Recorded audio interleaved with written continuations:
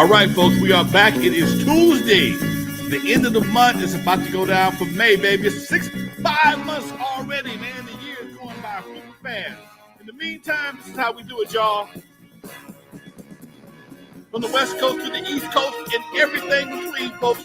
From Eve After Dark to concerts in the park. You're live with your boy Lonzo, the Godfather, West Coast hip hop. Me and my man, Dusty Vision, doing it on a Tuesday, like we always do. Taco Tuesday. I think I got to get some. About that time, baby. Yo, Dusty. What's up with you, Doc? That's exactly what I have for lunch today with some good old tacos, man. Nothing like some good tacos, bro. Where you get your tacos from? You know what? I live in an area where I could throw a stone and hit three great, just little hole in the wall Mexican spots. There's a spot called Ensenada Tacos not too far from me. It's fire, man. Okay. All right. What about you? Oh, man, you know what?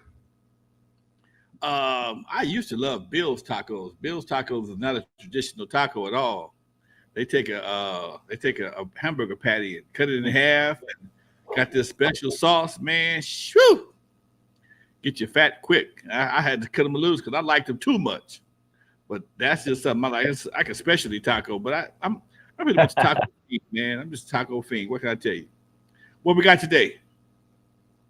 Yes, sir. Yes, sir. Man, a lot to talk about, Lonzo. Before we join the crowd, or before we join the conversation, I'm going to say what up to our crowd, to our chat room. Love you guys. Make sure you hit that like button before you get too comfortable. A lot of crazy stuff going on in this world. We appreciate you guys spending an hour with us just to get away from all the madness out there, because there is a lot going on. But let's talk about this, Lonzo. I discussed this, and a few others in the chat know that every Sunday I do a phone call interview with one of my friends who's serving life in prison right now for unfortunately a murder that he committed when he was 17 years old. He's now 37 years old. So you guys do the math. He's almost going on 20 years locked up. So that being said, man, we've been talking about this YSL case a lot, Lonzo, and we specifically talked about this last week. And while we were talking, I was like, all right, I got to play this on Tuesday and see what Lonzo's thoughts are. But I'm going to play a clip, Lonzo, and we're going to dissect it a little bit. I want you to dissect it. But this is a clip of one of the YSL co-defendants, one of the people who just sung like a bird, just talked and talked and talked, after crimes were committed that got Young Thug and his crew locked up. Well, here is a jail call, Lonzo, from him to his baby mama, his son's mother. And I'm just going to play it, stop it every once in a while to get your thoughts. Once again, this is a YSL co-defendant's jail call with his baby mama. How you doing today? Not good. What's going on? What you not telling me? What's going on? I never knew when I woke up this morning that I would be charged with murder. Let me stop it there. He said, I never knew when I woke up this morning that I would be charged with murder. Talk to me just before we even go on, Lonzo. That line just hit so deep, just 10 seconds in. He said when he woke up, he did not know he would be charged with murder. You know what? It's a sad reality that happens when you want to be a thug, want to be a gangster. And the cold part about it is you ain't got to pull the trigger to get caught up. And that's the part ignorant folks don't understand. Everybody wants to be down till it's time to go to jail. Now, he crying. It sounded like he got tears running down his face, and he looking for his mama. Oh, he's going to keep crying. You couldn't have told him that before he got caught up. And that's the stupid part.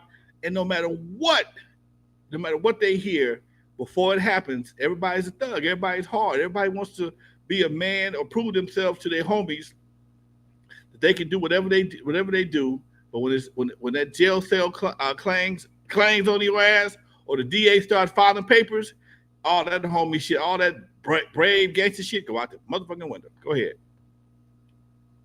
Out the window. All right, I'm going to keep playing it. YSL co-defendant talking to his baby mama on a jail call. For real? Oh, what the fuck did I do to God? Or whoever. But come on, man.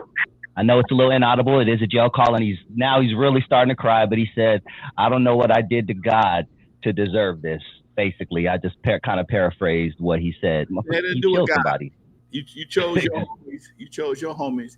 You knew they was doing dirt. Okay? This ain't no surprise, but you surprised at the reaction because, see, most cats don't understand the law. And that's how a lot of guys get caught up.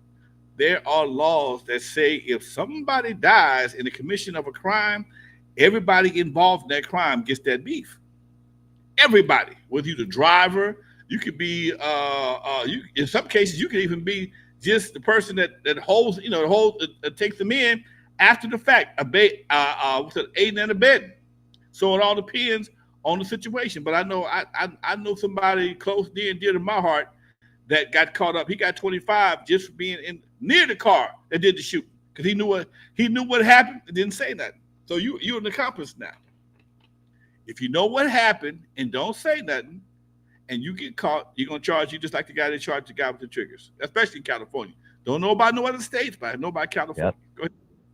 Oh yeah. They don't play. All right, let's keep it pushing. Like, I should just listen to Birdman, but the man saying, told me, bro, stay with me, nephew. I ain't nothing out there for you but trouble, bro. This man just sat there and told me, bro. I ain't nothing out there for you but trouble, nephew. Stay down here with me. So what he said there, Lonzo, and to the crew is, he said, Baby, who is the owner of Cash Money Records, he said, Baby told me to stay by him, stay out of those streets. Ain't nothing in the streets, but I didn't listen to him. Now he's looking in hindsight of people giving him advice that he should have listened to, right? You can't tell a brother making money or having a good time. Nothing. If a brother making money having a good time, you can't tell him this good time could bite you in the ass. They think you don't know nothing because you old or you sitting at the pad. It's the reason why brothers sit at the pad after a while. You've seen enough dirt in the streets to realize, you know what, I'm taking my black ass home. I'm going to sit my ass out and I'm not hanging in these clubs. A lot of times, man, you find yourself getting caught up and, you could be innocent. You could be innocent. You could be innocent, dude. You could have one beer and find yourself in a manslaughter beef. Somebody, especially nowadays, people have a tendency to walk around with hoodies on at nighttime with no lights.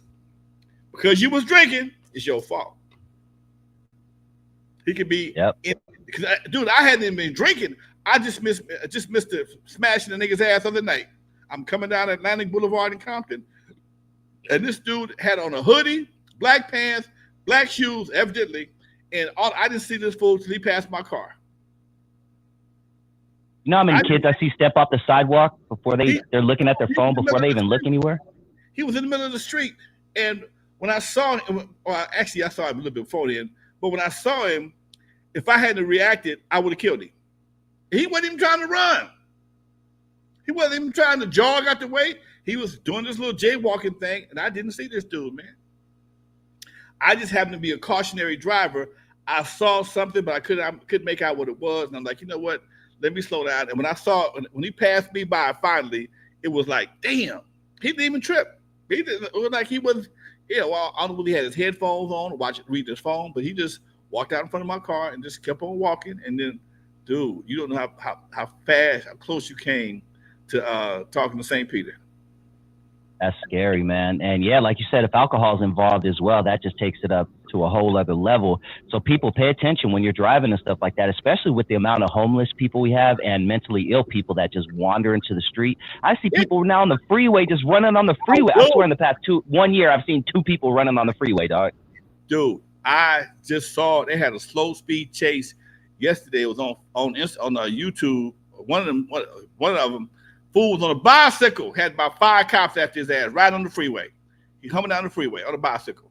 I've seen people on the 105 freeway in LA in the fast lane. I've seen them on the shoulder. I've also seen them in the fast lane pedaling their bikes or mini bikes on the freeway. Mini bikes on the freeway. I've seen it with my own 2 eyes. If I could have got my phone out of my pocket fast enough, I'd have took the picture. That's no bullshit. Now you trying to get killed for real. You trying to get killed. And all right, let's keep it up. Yeah. Let me say this right quick. Here's the part people don't understand. If you kill somebody, with an accident or whatever, dude, your head just got messed up for life. Your head just got messed up. You gonna need some therapy. You gonna need to talk to somebody. Doc, trust me. If somebody dies in your car, you gotta go talk to somebody. Ask me how I know. Go ahead. Yeah, that's deep, man. Let's keep it pushing. This is one of the YSL co-defendants talking to his baby mama on a jail phone. It's about to start getting a little more deeper. Man, listen, bro. I'm about to have my son, and I'm not even gonna see him get born. Like, come on, bro. This shit hurt me so bad. Like, bro, I've been throwing up. About to have a son. He ain't gonna see him be born. Once again, hindsight being 2020, man. All those factors were in place when you started hanging out with them fools. All those factors was in place, and nobody that you was running with told you, "Hey, man, take your ass home. You got kids, man." See, that was the difference. That was the difference in old school versus new school. If old school players or gangsters thought you had something to offer outside this gang banging shit, they tell you, run your ass off. It happened to me many a time. Man, get out of here, dude. This ain't for you, man. They tell you, this ain't for you. But misery love company. Misery love company. Yep. Okay? Exactly. And that is what you're dealing with. You got people who don't care about themselves. Why would they care about you? Bottom line. If they don't care about themselves or the people that they're doing dirt to, why do they care about the people they're doing dirt with? Help me understand. Go ahead. I haven't ate all day. I got the bubble gum and shit. But this shit is not right. It's like, I just feel like. So his ass is crying. He said he got the bubble guts. He be taking shit. Like his everything's messed up. And while I was talking to my boy who's doing life in prison right now, Lonzo, he told me that he went through every single emotion that this dude is going through, from the mental to the physical to everything, man, to it sinking in, so this is some deep shit, dude. Dude, you ain't never going home again, man. You through with money, heterosexual sex, and stakes for the rest of your life. Those are driving a car. Those 4 things you're done with. You're never going to drive again. You're never going to see real money again. You're never going to have heterosexual sex again, and your ass will never get a steak. No McDonald's, no nothing. All that, I'm exaggerating because some places the guards just putting in work and they making shit happen for folks. But for the most part, you're done. And when he woke up that morning, he didn't plan on being done. Oh, let's keep it pushing. There's one more part of this that I really want your opinion on. This whole time was for nothing. I just all my child ever. I loved you, and then they just throw it all away for no reason, and I'm sorry. But what am I gonna do? Like, I don't know. Don't make me say something that I'm gonna regret. I don't know what you're gonna do, Eric. I don't know. You gotta start a fundraiser or something. We gotta get me some more money so I can get a better lawyer, bro. Oh my God! I thought about it. And then that shit just fucked up because I don't have nothing. Like, I don't have no type of nothing this time. Like I don't have no type of money. I don't have nothing, bro. Like, that's the cold part right there. And this is what I really wanted your opinion on, Lonzo. All that hustling, and at the end of the day, you can't afford a decent lawyer, and you can't afford to even give your baby mama a few bucks so that your baby is good. All that hustling for nothing, dog. Because you drank it up, you smoked it up, you drove it up, you wore it up. When you walked in the court, how much jewelry did you have on? They don't give you that shit back until you get out of jail. If you get out of jail, you don't get that jewelry back. You don't get them cars back. You don't get that shit back. It's a sad case, man. I hate to sound like I'm training fools to do crime, but I knew some guy. I knew all kind of guys, man. Dude said the first thing he did, he put $50,000 away. He put $50,000 with his lawyer when he first started doing what he did. Started doing what he started doing. He put $50,000 with his lawyer. First $50,000, go to the lawyer. That way, if you get caught up, you got bail money, you got lawyer money. Okay, you ain't got to do a car wash or start begging folks to come get your ass. Because getting yourself out of jail is your responsibility. It ain't everybody's responsibility to come get your ass out of jail. How many folks we talked about this last time, got 5,000, 10,000 sitting around to put on your books or give it to a bail bondsman and some property because your ass decides you want to do some dumb shit. If your mama living in an apartment, you ain't coming home no time soon. Yeah, you gonna get a lawyer, but he gonna be one of them DNC students. You gonna get one of them some bitches that barely passed the bar, okay? And he ain't trying. He ain't all that old law and order shit where people give a damn and start investigating. Forget about that. That's TV. That's for Ice-T and Liv and everybody else on SVU or Law and Order. They don't give a shit about that. Okay, all they want to do is what you want to plead to. I'll try and negotiate your time. They don't care whether you're innocent or not. They don't care if you're innocent or not. All they do is start negotiating to see how much time you're willing to take. That ain't no bullshit. OG Steve, I see you, baby. I love you. Much love to you, Doc. Thank you. Man, Thank you. Shout out to OG Steve, man. Much love to my dude from the Bronx, man. Love you so much, brother. Yeah, Lonzo, it's a cold situation, man.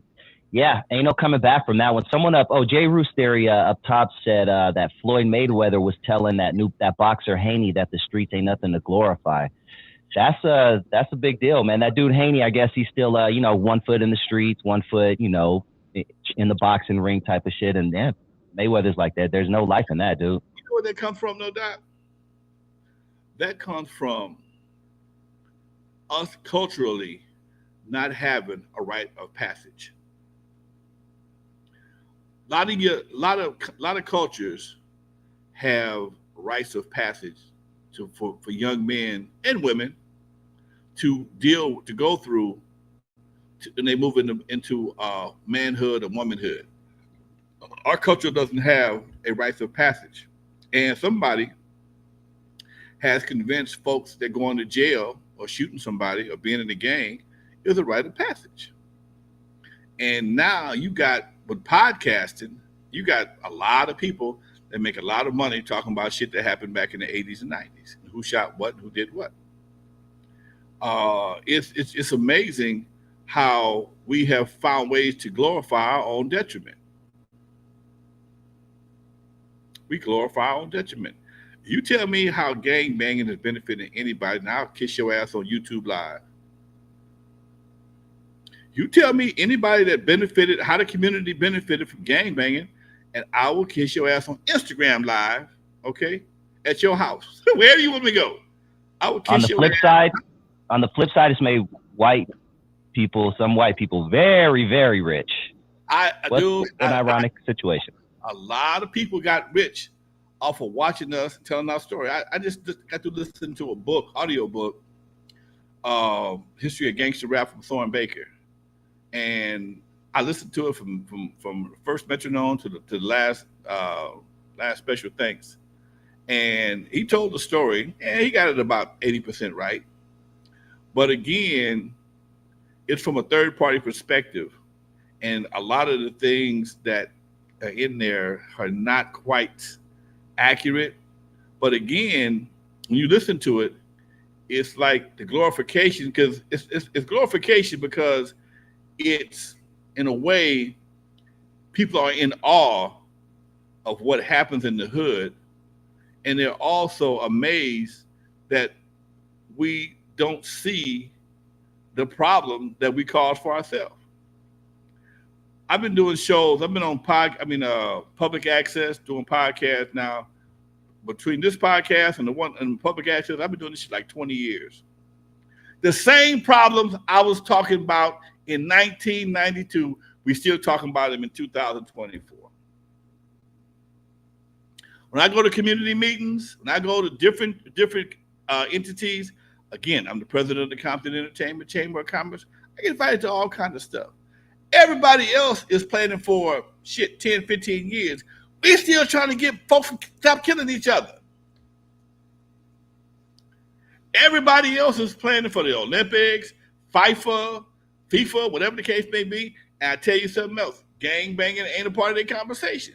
Most of our organization, most of our attention is being put on how do we curb situations, how do we make things better. And we're on a progressive treadmill in some cases, not all, in some cases, and it's kind of frustrating. Like I said, I got over 500 shows in my catalog from different years, from 15 years of recording. Good looking out, Marlon. Much love.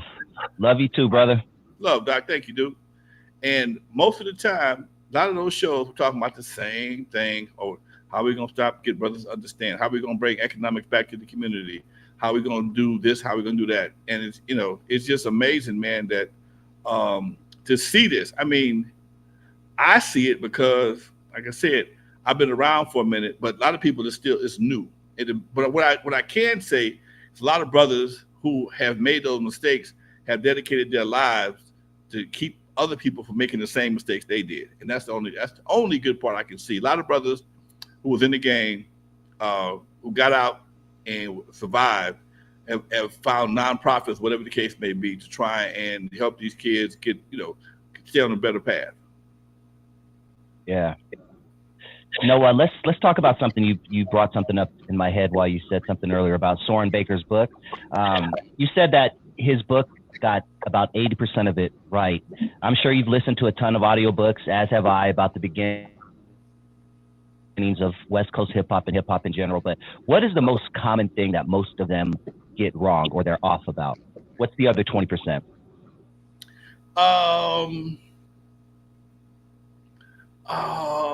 Well, they tend to go to third-party sources to find out the origins. When you were a kid, when I was growing up in Compton, I see your AK.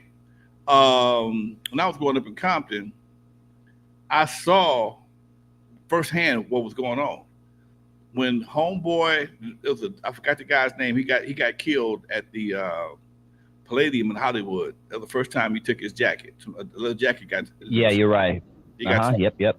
And that was like the initiation. That was 1520 Sedgwick for gangsterism.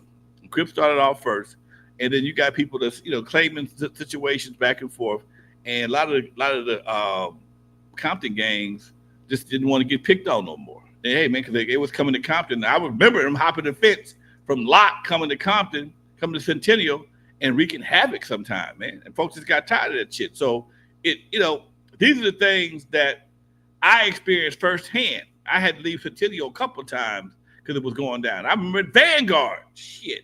Vanguard. Robert Ballou. Thank you, OG Steve. Much love, Doc. I remember at Vanguard, the Gompers, the baby Crips came to Vanguard and wreaked havoc. They tried to, at least. They got away with it one time. But I ever tell you that story? No, man. You told us the pudding story, but I don't think I've heard this one. If you did, it was years ago. Tell it again. This is what I'm about to tell you. I'm gonna tell y'all this story. I'm gonna put my ain't no Bible in hand on my spectrum. Okay, I swear this is the truth, the whole truth, and so help me God. Vanguard Junior High School, about 1970, maybe 71. That was Centennial. Yeah, about 70, 71. Crips is they got all the news, all the attention on the news. They everywhere. Okay, Gompers had they baby Crips. Crips had franchised all over. They got the female Crips, you got the girl Crips, you got the baby Crips. The baby Crips, Gompers is right there on San Pedro, but they're across Imperial Highway. Vanguard is on San Pedro, across El Segundo. The two ain't but a mile apart, maybe a mile and a half. Somehow or another, the baby Crips walked to Vanguard. We wasn't gangbanging at Vanguard at all. They walked to Vanguard, hopped over the fence on 132nd Street, and at Vanguard, all the shops, the metal shop, the wood shop, the print shop, all of the shop classes faced 132nd Street, and it was a big old field, and you had to cross the field to get to the shop classes. Well, that morning, the baby Crips came over there, went through all the shop classes, whooped everybody's ass. Students, teachers, everybody got their ass whooped that morning before news. Before noon. Mr. Banton, who was the principal of the school, announced that we have been infiltrated, blah, blah, blah, whoop, whoop, whoop, and the police have been notified it won't happen again. Well, the Crips got smart. They got wind of what was happening, so they didn't come down 132nd, they came around Vanguard, came up 135th Street. They came up 135th Street. It was my fifth period. It was gym for me and my team. Honestly, God, what I'm about to tell y'all, it's gonna sound like a lie, but it's the honest God truth. Vanguard had some tough ass teachers. A lot of black male teachers. At gym, Mr. Meacham was my gym teacher. Mr. Meacham gave us a conversation. He said, I don't know how they got to metal shop and wood shop, all that wood and metal, and got beat up. We're not gonna take our ass. We're not taking no butt whooping today. And this particular day, we had archery. We still had archery at school, dude. I can shoot a bow and arrow right to this fucking day, okay? I can shoot a bow and arrow right. I'm good. That was the only A I got at El Camino College was in archery. We on the archery field. Mr. Meacham told us before we got off our numbers. He said, if they come, don't shoot till I tell you to. We standing out there on the flip side, on the other side of the school, on the 135th Street side, and sure enough, here they come. They was on the fence. We standing out there looking like Robin Hood and this merry men, about 10 or 15 of us, okay? From the gym class, we got bows and arrows. Now we got target bows, target arrows. They ain't gonna puncture shit but the target. But we look good, okay? We look good. We standing out there with bows and arrows. Mr. Meacham said, don't shoot until I tell you. So Mr. Meacham was kind of he walked out there. He said, look, don't come no further. You come any further, I'm letting them fly. They turned their ass around, got on the fence, and left. That's no bullshit. Honest to God truth. Honest to God That's truth. Classic. I do remember that story from a few years ago. Back in the day, the teachers was men. The male teachers were men. The principal was a man. The vice principal, Mr. Crow at Vanguard, had forearms like Popeye. When your ass had to go see him in the damn go get some swats, nigga, that was a long walk. Mr. Crow, his rule was if you pop up, you get another one. So you had to grab your ankles or grab the desk and take 10. He give you a break at 5. He let you dance for a little bit at 5. You can think, oh shit. But you gotta take them last 5. If you popped up, you got another one. Real talk. All right, so you told that story. What do you remember about the come up of the Pyrus and the Bloods, you know, and parlay that into your pudding story, because we haven't told that one in a couple of years, and we have a lot of new listeners. That's a classic. But what do you remember about their come up? You know, because you were in that area, Centennial and all that. Right, I was right next to the whole Pyru situation. Man, in the beginning, it was really crazy, dude, because I kind of wanted to do that for a minute, you know, but I was in ROTC, so I couldn't. And I knew better, but again, the influence was always there. But I got into ROTC, and I get my first semester, and they couldn't stand our asses. ROTC, in fact, ROTC at Centennial at that time was brand new, and it was the best way to get out of going to gym. If you had ROTC, it was considered an elective, and you could take that in place of gym, which means you ain't got to get dressed, take no showers. I don't know what it was about taking showers, but folks didn't like taking showers, and a lot of folks joined the ROTC. That was one of them. I was trying to join. I joined the ROTC because the draft had just started talking about canceling the draft. But if I got to go to the Army or whatever I got to go, I'm gonna try and go as an officer. I'm always thinking ahead. And we're talking about the story about how we got jumped at. Yeah, exactly. The pudding story, where the Popeye story.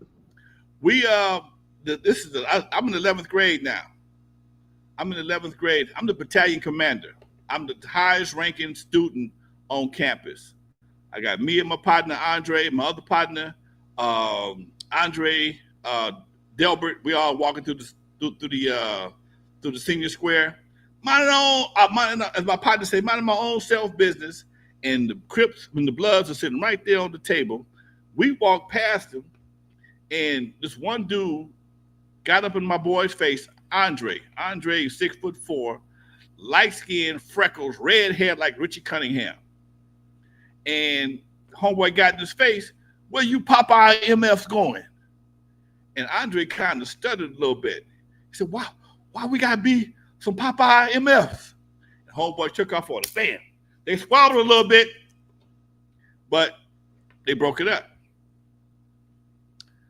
Shit. Maybe the next day, 2 days later, we coming through Enterprise Park. Centennial is on Central Avenue. If you want to take a shortcut, you go down by Enterprise. They had this little walkway between the school, come out on Avalon. We take this shortcut and we see these fools. Say, God damn, there they go. Now, do you turn around? You run? No, we're gonna try and play past. We wasn't tripping. We're gonna try and play past them. We got to walk past them. There it was again. They got in my boy's face again. Ain't no guards, woo, woo, woo, woo, woo, blah, blah, blah, blah, blah. So they was gonna jump us. But just so happened, one of the main dudes lived on my block. And his mama, it's crazy, it's real shit. His mama, his grandmama, and my mama was fishing buddies. When homeboy got out, he came from New York. His name was Kenny Clay. When he came from New York, first person he met was me. He knew he couldn't let me get beat up and be right there. So he told them they got to go head up. Andre, like I said, 6'4", tall brother. Remind you of Drago from Rocky, okay? And man, they got to fighting, and my boy was putting in work on this gangbanging. He putting in work. And what I didn't know, and what nobody knew, because he was 6'4", freckle face, red-headed kid, he'd been picked on all his life. He took boxing lessons. Now, nigga, you should have took a dive this day, okay?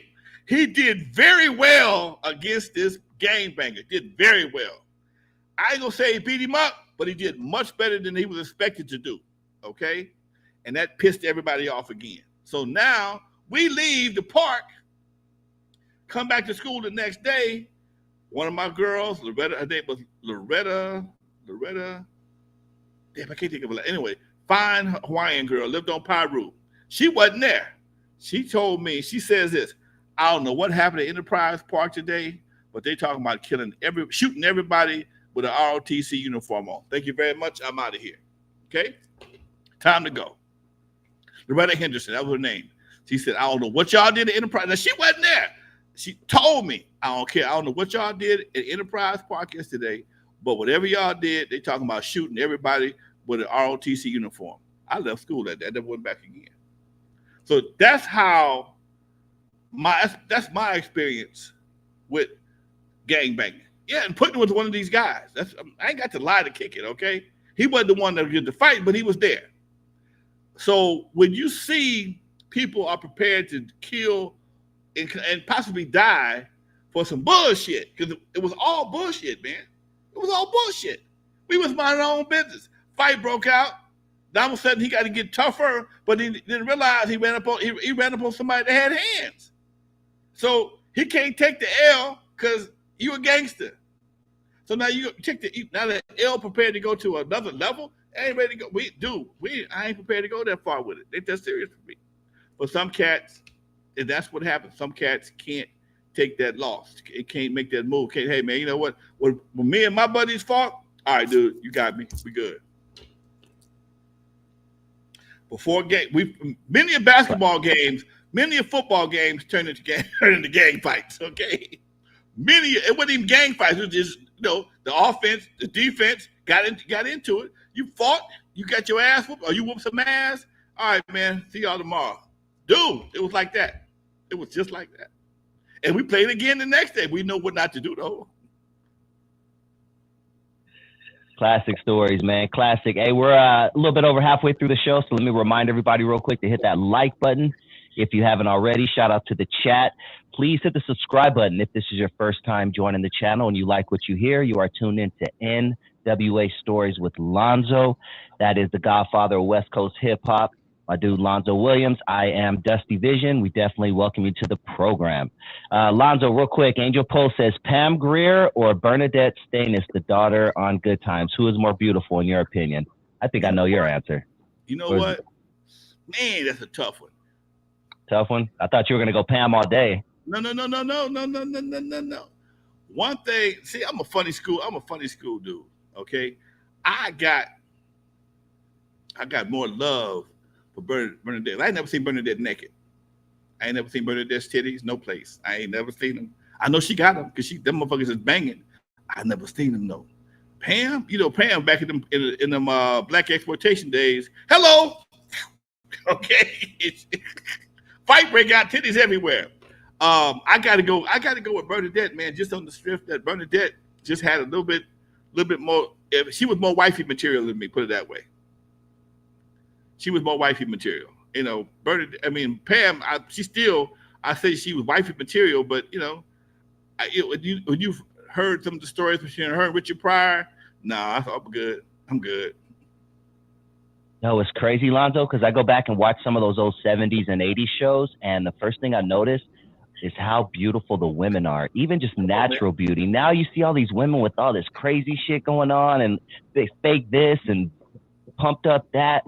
I watched the 1970s Good Time episode the other day. Everybody was fucking beautiful in it.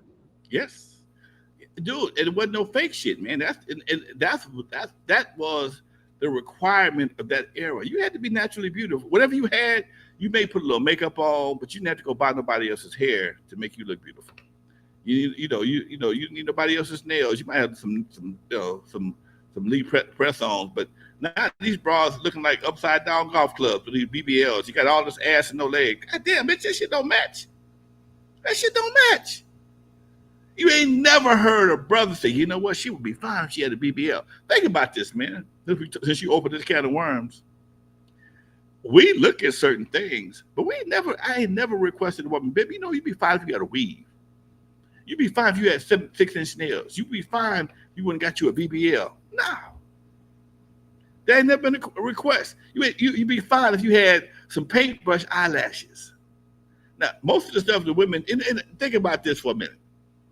I listen to a lot of these baller pranks or these, let's call them gold digger pranks.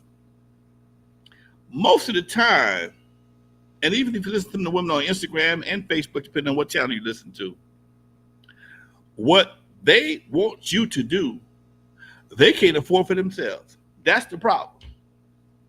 You didn't put yourself in such a high maintenance, you can't afford your own goddamn maintenance. Your hair is $300 every 2 weeks. Are you out your mind? Your nails are $75 to $100 every 2 weeks. All right, it ain't fed you nothing yet, and you holler about you can't go to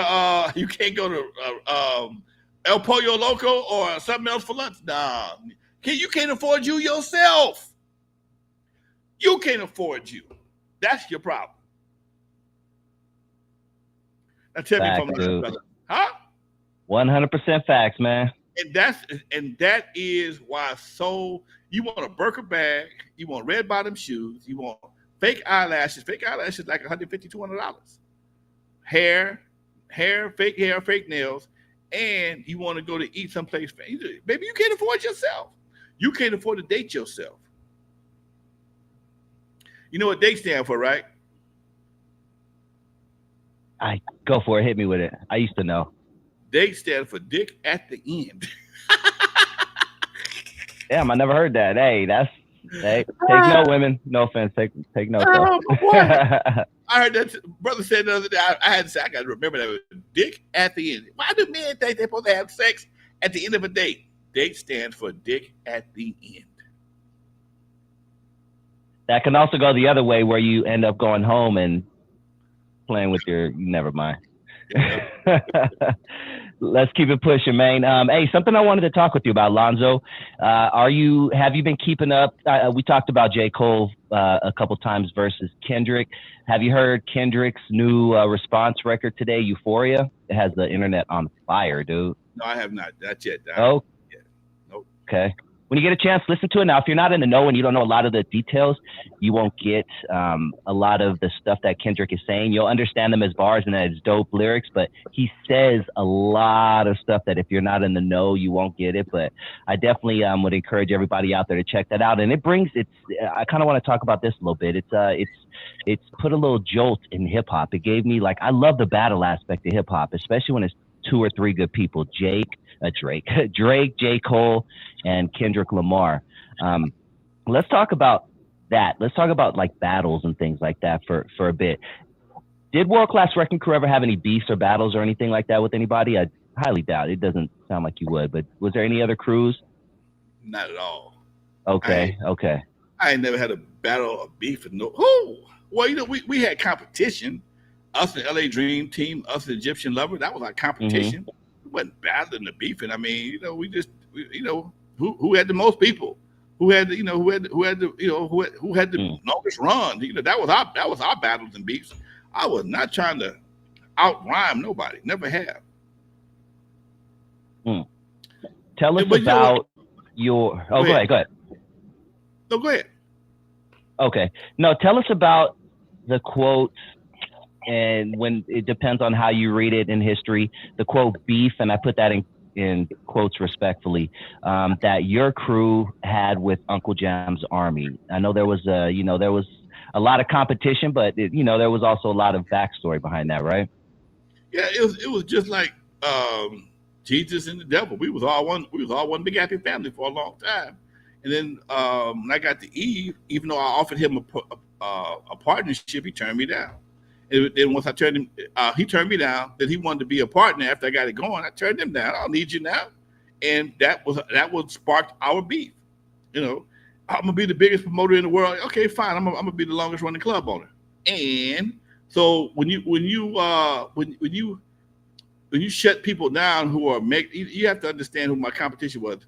Anybody know this brother? He was a megalomaniac. He was a control freak. And if he couldn't get his way, he would just throw a tantrum. Okay, until he couldn't get his way, he would say and do things to piss you off or try to get back at you any way he possibly could. But I was ready for him, and that's what I was. He was a worthy opponent as I was to him. And that's and now here's the crazy part. It was only between me and him because our crews got along, except for Yella. Yella didn't like nobody. Yella was all wrecking crew all the time. He didn't give a damn, okay? But for the most part, I wasn't mad at nobody. I'll be in this crew. Half my walking team is from Uncle Jam's Army right now. Me and the crew never had a problem. I would see the fellas, hey, man, how y'all doing? So David, Dr. Funkenstein credits me with putting him up on turntables. I see his people more than I see mine. This is a good question Art Chavez has, because this was a groundbreaking song, speaking of beefs. Lonzo, were there any songs like No Vaseline back in the day from any artist before Ice Cube? I can't think of one that got that deep and crazy. We had LL Cool J versus Kool Moe. They were stepping on Kangos and stuff, but I don't think we had anything that got that deep, right? Up until that point. Yeah, they wasn't, they still was beeping shit back then. They wasn't really going for the juggler. They was just trying to outword each other. They wasn't trying to humiliate. Humiliation had not become a part of hip hop yet. Okay, it was just I'm gonna outword you. I'm gonna verbally just use my grammar and my wordsmith skills to outperform you. Annihilate you verbally. I wasn't trying to humiliate you and make you contemplate suicide. How, to the best of your knowledge, the movie painted it a certain way, but how did Jerry take the whole, the dissing of his people in the song? He was pissed about that. That was real shit. Oh, he called him an anti-Semite, all kinds of stuff. He was really pissed behind that shit. Yeah, that was that hit home. and because that's a very sensitive situation. It's a very sensitive subject, and he took it very literally. And it's what it was, dude. It was very. I don't remember. Yeah, it was very tough for him.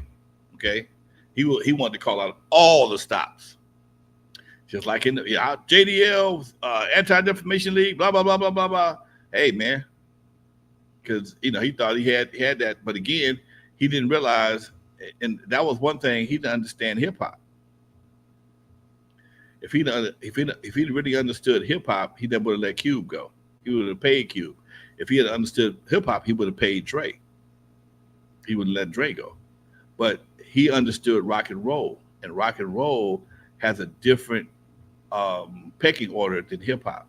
In rock and roll, R&B, and maybe even country and western, the lead singer is the star, not in hip hop. Not always in hip hop. In hip hop, the DJ, the producer, became the star. The DJs and the writers became the star. The lyricist, he was just a money man that recorded Ice Cube, the lyrics that Ice Cube wrote. Dre did the beat. You couldn't go find another producer like Dre at that time. Wasn't going to happen. So to let him get away was, he thought it was replaceable. And you can find people that make beats all day long, but it's a certain thing that you just can't replace. And as you can tell, it never was the same no more. Yeah. Let's talk a little bit about something that Willie Mo brought up. He says we need something that differentiates the West Coast gangster genre or the electro funk genre. Electro funk is owned by LA. Look at Solar's catalog. Ironic that Death Row took over the Solar space. What can you tell us about Solar? Man, Solar was the first record. It stands for Sounds of Los Angeles Records. It was like the first major label that blew up out of the West Coast. They had Dynasty. They had Fantastic Voyage. My boys. I'm having a brain fart. You know what I'm talking about. Fantastic Voyage. They had Lakeside. Yeah. They had Shalimar, and they were Dick Griffey had temporarily partnered up with Don Cornelius. So you got people that was on Soul Train, that was rocking on Solar, and it wasn't until some of the majors got wind of Don Cornelius having his own label till they had to pull some of the Solar acts back off of Soul Train. That was a big problem for them, because when people want to control you and they see you have your own artists, you push it. Because Soul Train was as slow as it took off, it became the main source of breaking acts around the world. No, first nobody wanted to go on there, then all of a sudden everybody wanted to go on there. Once they realized they had, and this is something that they've been doing to us for decades. Same thing with MTV. Same thing with the various award shows. In the beginning, oh no. Oh, I'm sorry. I apologize. Come on down here. They didn't want to. Don Cornelius left Chicago, came to LA, and it was tight for sponsors for a minute. And I remember my boy Good Fred. He was one of his main sponsors from Chicago. Good Fred Oil was a hair care product back in the 70s. Probably the first natural hair care product for naturals. No bullshit. But only had one problem. In the summertime, that shit turned your hair red in the motherfucker. Your shit would be nigga looking Irish as fuck. Every summer, okay, you be looking Irish as fuck. And but he had a lock on Soul Train, and then Johnson & Johnson got hip to Soul Train, and they came up with Afro Sheen, and the Afro Sheen didn't make your hair turn red, and they put a dent I put a real big dent in Good Fred business, because they tried to buy Good Fred wouldn't sell, and they tried to squeeze him out. They eventually shut him down. That's real talk. That's gangster shit right there. That's gangster. Love that shit. Okay, Let me tell you about how much time we got. Tell you about Good Fred. Me and Good Fred. Yeah, Good Fred only lived about 4 blocks from my house. Good Fred and Roger from Uncle Jam's Army lived on the same street. Good Fred's son, Daryl, walks with us every Sunday. That's one of my walking buddies every Sunday.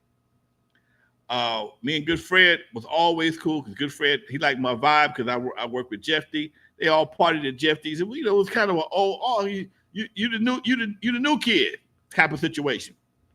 And me and Good Fred would sit out and talk at his office many a days. He told me the story about how when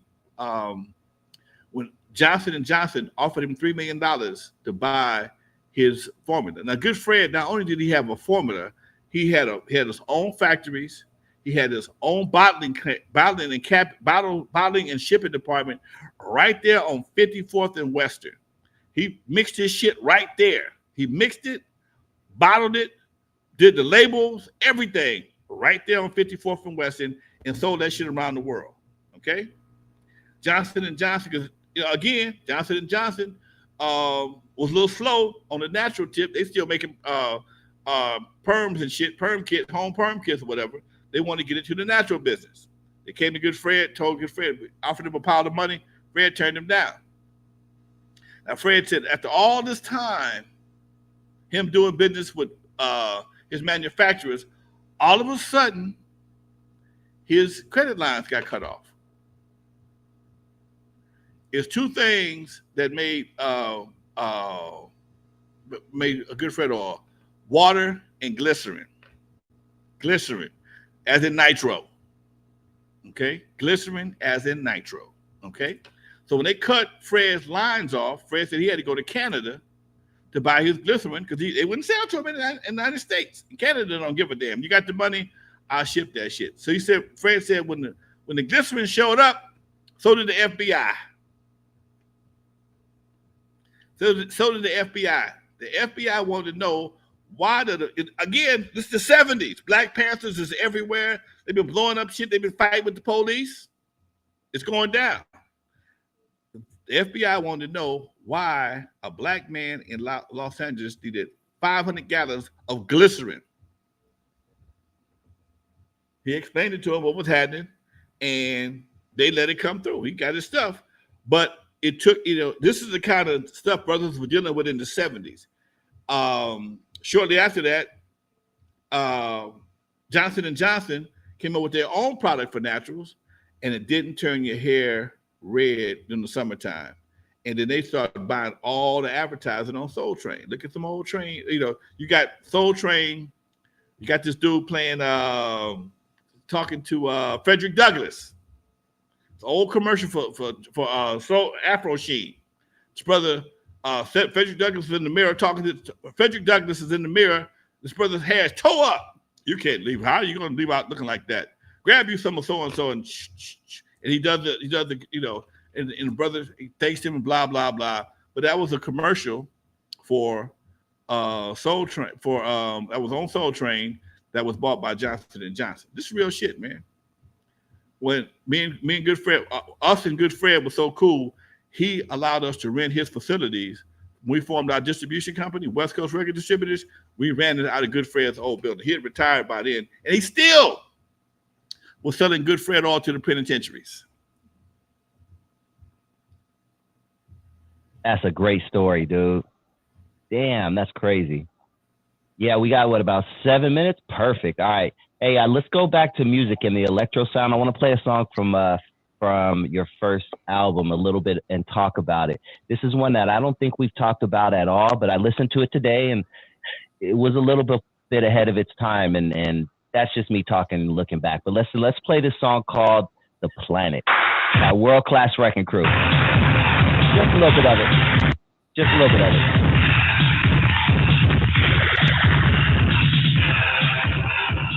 Once again, a long ass intro. Where you want to be. Here we go.